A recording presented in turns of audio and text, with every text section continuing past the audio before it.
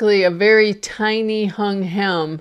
Makes a very nice selvage. And we are going to knit 2 full rows, and I am not using the heel spring on this. So there's 1 row and there's 2 rows, and we're going to start a 3rd row. Starting a 3rd row, and when I get part of the way around, I'm going to stop.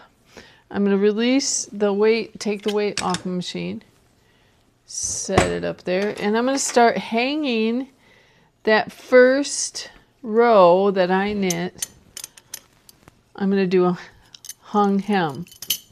So I'm going to start hanging the loop. I'm going to do 1 row around to knit